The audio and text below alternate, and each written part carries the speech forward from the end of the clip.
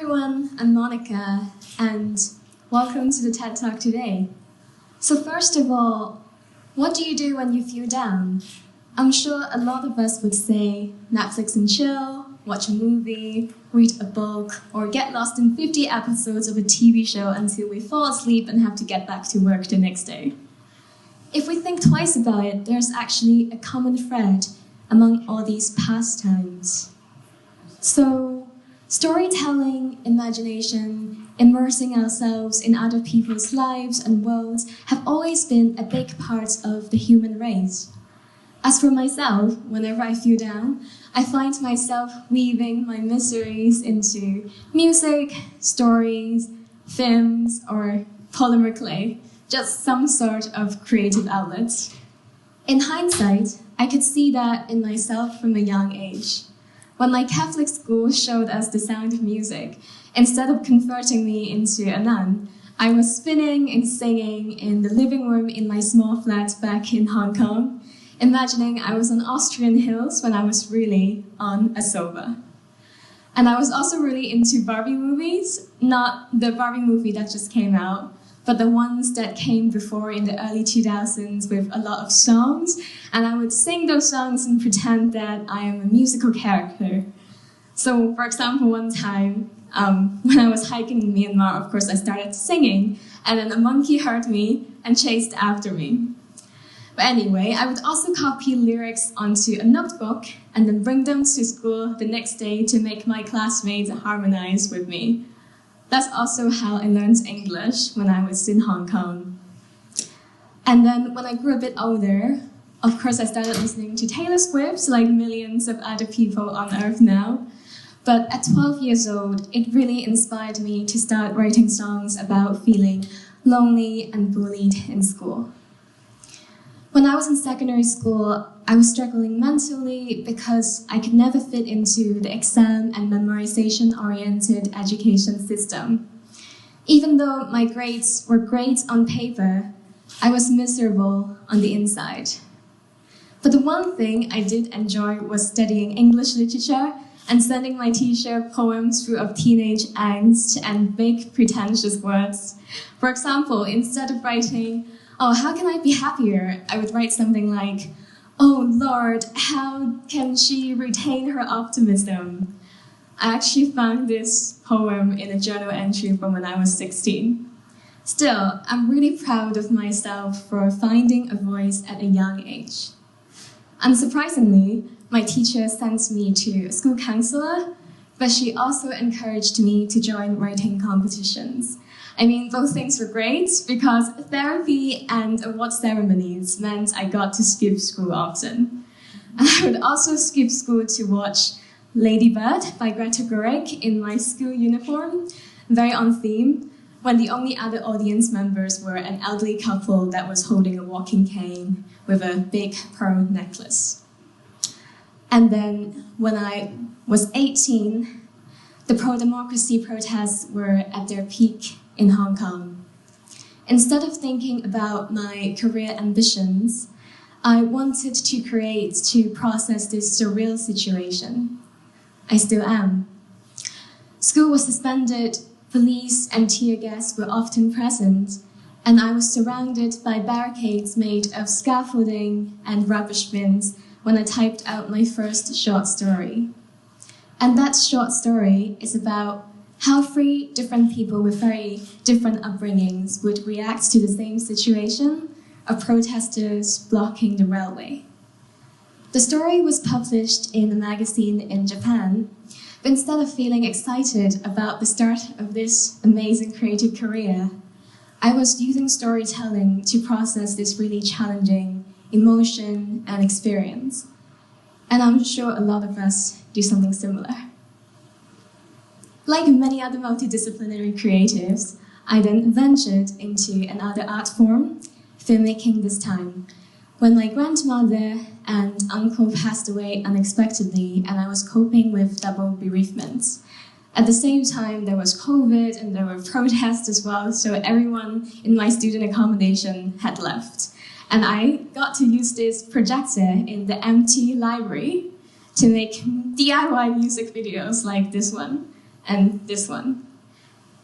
I mean, they only got like a few hundred views at the time, but they became the anchor to my sanity, and then I would go back and finish my law essays.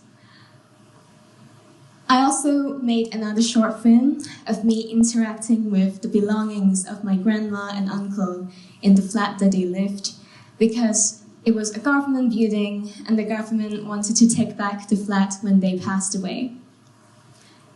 The footage is still too painful for me to edit, but I know that someday I will be ready. To me, filmmaking is a way for me to immortalize experiences, people, places, and memories. As much as I love it when other people resonate and connect with my art, I think there's a beauty in creating for myself and for my well-being too. Fast forward to a few years later, I am now part of a new diaspora from Hong Kong in the UK. And a new challenge arose: racism, microaggressions, and discrimination. Because of all these experiences, especially during the pandemic, where COVID was associated with anyone who looked remotely Asian, I felt so much anger within me. But I think it's not necessarily a negative emotion, because we can channel it into positive action. And for me, once again, it's by creating. What I mean is, I was inspired by the experiences that I had of microaggressions in my student accommodation kitchen. So I called up my friends and we made a low or even no budget dark comedy short film. So here is my friend massaging baked beans onto her face. You know, baked beans, the quintessential British food. And for me, once again, it is a symbolism. So it symbolizes the nightmare that I had of being exoticized and discriminated against as an East Asian Hong Konger. Or maybe it's not that deep. I just had a lot of baked beans that were expiring soon because the university gave them to me for quarantine. But funny enough, this film went on to be screened around the UK by the British Film Institute. And so, apart from this anger with baked beans, I was also feeling quite isolated as a creative of East Asian heritage, because I could rarely meet people like myself. So I decided to start an arts festival that celebrates East and Southeast Asian creatives in the UK, with film screenings, live performances, art and food stalls. To be honest, when I started the festival, I didn't have much blueprints. I just couldn't find a job that summer, and I wanted to help myself and other creatives as well. But surprisingly, the event sold out and even attracted the BBC, and it has since grown into an annual arts festival, and I'm expanding it into a creative collective that hopefully support creatives like myself all year round too. Unexpectedly, I feel the power of creativity, because this project led me to a community and to a career in creative freelancing. So if you can't tell already, creating art is kind of my Netflix and chill. If I'm in a bad situationship, I write songs. If I'm bored and burnt out by my day job, maybe I'll make a film about it, or write a novel, or start an arts festival. I think art is really powerful. I always think back to this Iranian writer called Azana Fizi. She started an underground book club to read English literature books with her students when the government banned the books. The message is poignant. Reading stories is an act of defiance in itself. Art transforms us and influences our views. And that's why one of the first things dictator governments do is to ban books. But because the impact of art is not easily quantifiable, it is often dismissed and ignored. I mean, a lot of TED Talk speakers would quote statistics to make their speech more persuasive, but I can't tell you how much I contribute to the GDP by listening to the same song 20 times a day. And even as I was planning this TED Talk, it was quite meta, but I was thinking, shouldn't I be talking about something more practical instead of creativity, which is very intangible? So I want to speak my belief into being. I'm convincing myself as much as you that, yes, creating art is powerful. It also didn't help that I grew up in East Asian cultures where you're told to get a real job, like being a lawyer or an engineer. So all this time throughout my life, I have been fighting that belief. And when I was joining singing contest in Hong Kong, my schoolmates would laugh at me for wanting to be famous, as if I can't just sing because I love singing, or I create because I love creating. But in hindsight, I know that they had just internalized the cynical belief that to create, it needs to stem from some sort of practical motive. And then another challenge is that many people think the art should be free because artists enjoy doing what we love, which is true to a large extent because I enjoy creating, except when Logic Pro, the music production software, clashes for the 10th time because my laptop is out of storage. And that said, we really need the resources to keep creating. But even as an adult, when I keep persevering in my creations, I keep witnessing the underappreciation of the arts. When COVID hit, arts funding was the first to go, not just in the UK, but also in Australia, where I was performing theatre. When I negotiate with music venues, I also found that it's a common practice to not pay independent musicians, but to pay everyone else, from the technician, the bar staff, to the receptionist. But the reality is that we can't eat exposure. We can't even buy like a new deal with exposure, right? And then some people think that because not all art is great, so we shouldn't have to pay for it. But then if we go to a supermarket, a restaurant, and then the food is bad, and we still need to pay for it, right? The truth is we live in a capitalistic economy where everything costs money. And so why aren't artists paid as well? Then there is the seemingly necessary commercialization of the arts. So I wrote a song for this American TV show called The Real Housewives. I don't even know about it.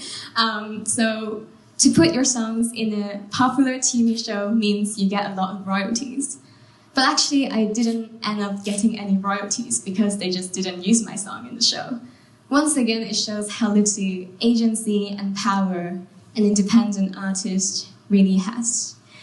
And does it align with my artistic integrity to write a song to play in the background as rich American housewives complain about mosquitoes and sip cocktails in an oh so exotic land? Maybe not exactly, but as an independent artist, I felt that I need to take opportunities where I can to live. So that said, there are a lot of struggles of being an independent artist. And growing up, I've always had this innate desire to create. And that makes me feel like a renegade, like a perpetual outsider in a system that is not created for creatives like myself. However, I don't have it all figured out, but I'm still persevering and I'm working day jobs to support my art projects as well. I would like you to think back to the time when you didn't just create or sing in the shower, but everywhere, maybe on the couch, on the school stage. I think that's what Julia Cameron's The Artist's Way is all about. So Julia Cameron is hailed as the godmother of creativity because her books contain gentle exercises and advice for creative souls. The gist is that there is enough doubt and criticism out there. We don't need to be our own enemies. Instead, nurture our creativity, don't hide it, celebrate it. Devote a daily quota of time to work on your creative projects, bit by bit, step by step, day by day, even when it's not easy, until it is done. I would love to encourage you to do that. And support your favorite artists, especially the local and independent ones. Please don't expect that art is free when everything else isn't. We live in an economy where everything costs money, from the music production software to the microphone to putting your songs on streaming platforms. So I would love to encourage us all to nurture this part of ourselves, create for ourselves, for our well-being, for the world, or maybe let's just appreciate art and take care of our creative souls. Thank you.